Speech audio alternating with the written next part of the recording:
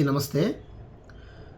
విద్యార్థులేకమై చేయి చేయి కలిపి ప్రగతికై పోరాడితే రాకుండు నా సమాజం, పోకుండు నా బానిసత్వం. రాకుండు నా సమాజం, పోకుండు నా బానిసత్వం. ఈ పాటని నేను విద్యార్థి ఉద్యమాలలో వాళ్ళతో పాటు కలిసి పనిచేసినప్పుడు విపరీతంగా వినేవాడిని, కొన్ని వందల వేల సార్లు. ఎప్పుడు వస్తుంది సమాజం, ఎప్పుడు పోతుంది బానిసత్వం అని. ఇగో ఆ బానిసత్వం ఓకేనా పోబోతుంది, సమాజం రాబోతుంది. విద్యార్థుల పోరాటాలకు తలొగ్గి నరేంద్ర మోడీ గారు పడుకున్నటువంటి వ్యక్తి అర్ధరాత్రి మరి పడుకున్నాడో మేల్కున్నాడో నాకైతే తెలియదు. 9:30కో 10 గంటలకు పడుకున్న ఆయన లేచి సెల్ఫీ వీడియో పెట్టుకోవాల్సినటువంటి పరిస్థితికి నరేంద్ర మోడీ గారి పరపతి దిగజారిందంటే ఇది 100కు 200% విద్యార్థుల పోరాటాల విజయంగానే భావించాలి. మోడీ గారు సెల్ఫీ వీడియో పెట్టారు. మోడీ గారు మీరు ఏమంటా ఉన్నారు 2.5 నిమిషాలు, నాకైతే మీ అంత హిందీ రాదు, వచ్చినా నేను మాట్లాడా, ఎందుకంటే నా మాతృభాష తెలుగు, మీ మాతృభాష గుజరాతీయా హిందీనా అని మీరు చెప్పుకోవాలి. साथियों, मैंने फास्ट ट्रैक कोर्ट एयरपार्ट करता है साथियों, मैं उसके ऊपर चर्या लेता है.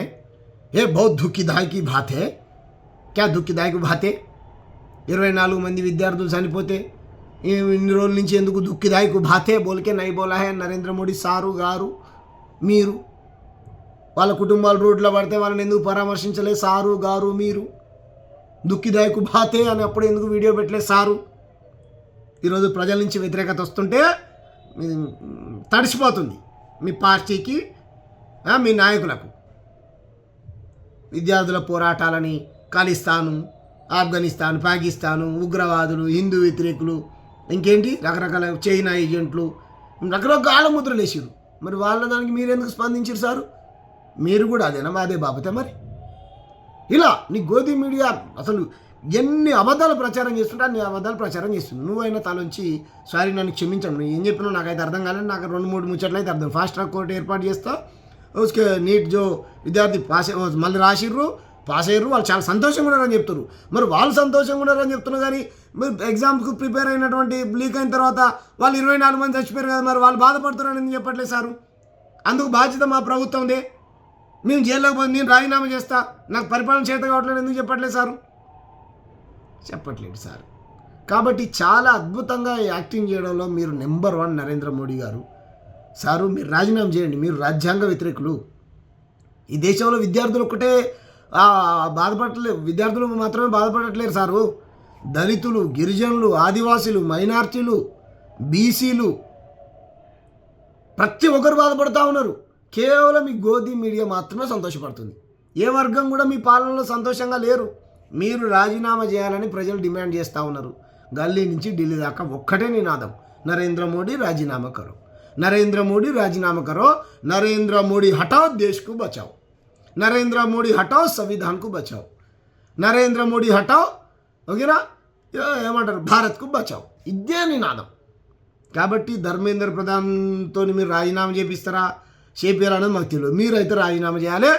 మీరు తక్షణమే 12 ఏళ్ల నుంచి ప్రజా ఉద్యమాలను ఏ విధంగా అణిచివేశారో, అణగారినటువంటి వర్గాలపైన ఏ విధంగా దాడులు చేస్తూ ఉన్నారో, అక్రమంగా కేసులు పెడతా ఉన్నారో, విద్యార్థి ఉద్యమాలను అణిచివేయడానికి రకరకాల ఏమంటారు మేము చట్టాలు తీసుకొచ్చి విద్యార్థుల ఉద్యమాలను అణిచివేస్తామని ఏ విధంగా భయభ్రాంతులకు గురి చేస్తూ ఉన్నారో, వాళ్ళ మీద లాఠీ చార్జ్ చేయించాలో, వాళ్ళ తలలు బగలగొట్టి రక్తాన్ని కళ్ళదూశారో, వీటన్నిటికీ బాధ్యత మీరే వహించాలి సార్. మీరు రాజీనామా చేయాల్సిందే. మీరు రాజీనామా చేసేంతవరకు డెమోక్రటిక్ పద్ధతిలో మా నిరసనలు మేము తెలియజేస్తూనే ఉంటాం, రోడ్లు ఎక్కుతూనే ఉంటాం, సమ్మెలు, ధర్నలు ఏ రూపంలో అయితే ఆ రూపంలో మేము నిరసన తెలియజేస్తూనే ఉంటాం. సాథియో మీరు న్యాయం చేస్తా సాథియో అని అంటే మరి నల్ల చట్టాలు తీసుకొచ్చి అట్లనే న్యాయం చేస్తా ఉన్నావు, మరి వాళ్ళు నువ్వు న్యాయం చేయలేదు, మళ్ళీ వాళ్ళు రోడ్లు ఎక్కుతా అంటారు, మరి ఏమైంది మీ న్యాయం?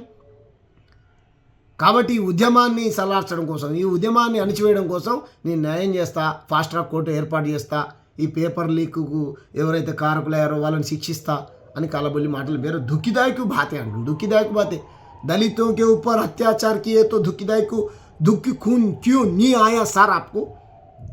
हमारा मनीषा वाल्मीकि को हथरास में मारे तो क्यों दुख नहीं आया सर आपको?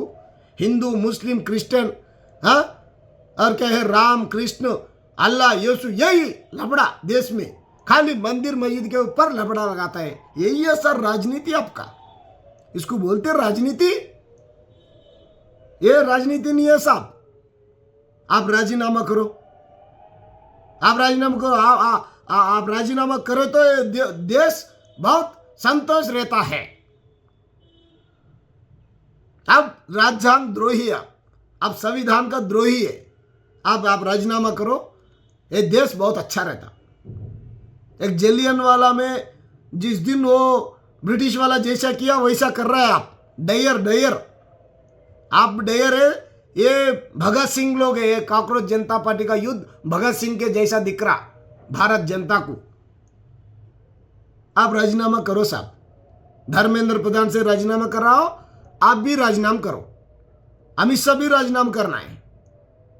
बच्चे लोग के ऊपर आप लाठी चलाते, गोली चलाते, जो प्रोटेस्ट कर रहे हैं वो लोग डेमोक्रेटिक सिस्टम में, उसके ऊपर गोली चलाना यही है राजनीति, उसके ऊपर लाठी चलाना यही है राजनीति, उसके ऊपर केस लगाना यही है राजनीति आपका। ये राजनीति नहीं होता साहब, ये बाबा साहब की राजनीति नहीं होता है, ये ब्रिटिश का राजनीति होता है। आप तो ब्रिटिशर नहीं है ना, ये देश ब्रिटिश संविधान से नहीं चल रहा है ना, ये देश बाबा साहब के संविधान से चल रहा है। आप राजीनामा करो, क्षमापन पूछो जनता से लिए, जनता से, यूथ से, कॉकरोच जनता से पूछो। जो मर गया हो वो लोग, आपने मारा है, नहीं मारा, मर गया, आपने मारा है 24 आदमी को, वो लोग को घर जाओ, घर जाके उनका फैमिली को भरोसा दो। मेरे को इतना अच्छा हिंदी नहीं आता, आप सुनो। మీరు రాజీనామా చేయాలి మోడీ సార్, మీకు అర్థం కావాలని నాకు వచ్చిన హిందీలో చెప్పిన, ఆ హిందీ నాకు రాదా, పలికి మళ్ళీ హిందీ నాకు వద్దు, నువ్వు రాజీనామా చేయాలి తక్షణంగా। ఇంగ్లీష్లో చెప్దామంటే నీకు రాదు, నాకు రాదు, ఏం చేద్దాం? ఎప్పుడు నువ్వు ఇంగ్లీష్లో మాట్లాడగా నేను చూడలేదు, నేర్చుకొని నీకు అని చెప్దామంటే నీకేమో హిందీ వచ్చు, నాకేమో ఆ హిందీ భాష అంటే పడదు మీన్స్ నా మాతృభాష, ఆ భాష నేర్చుకుంటే ఈ భాష చచ్చిపోతుందో నా భయం। కాబట్టి మోడీ గారు మీరు రాజీనామా చేయాలి, ధర్మేంద్ర ప్రధాన్ రాజీనామా చేయాలి, మీరు రాజీనామా చేయాలి, అమిత్ షా గారు రాజీనామా చేయాలి। మీకు 2 నిమిషాలు కూడా రాజ్యాంగబద్ధ పదవిలో కొనసాగడానికి హక్కు లేదు, అర్హత లేదు, మీరు రాజ్యాంగ వ్యతిరేకులు।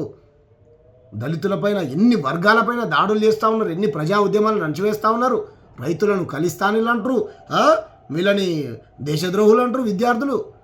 ఇంకెవరండి దేశభక్తులు? సర్టిఫికెట్లు ఉన్నాయా మీకు? మీరు రాజీనామా చేయాలి, మీరే బాధ్యత వహించాలి। 24 మంది విద్యార్థులు మీ ప్రభుత్వ నిర్లక్ష్యం వల్ల చనిపోతే వాళ్ళ కుటుంబాలు రోడ్ల పడ్డాయి, రోధిస్తూ ఉన్నాయి, వాళ్ళకి ఎవరు బాధ్యత? మీ ప్రభుత్వం కదా జిమ్మేదార్, మీదే, మీ ప్రభుత్వందే।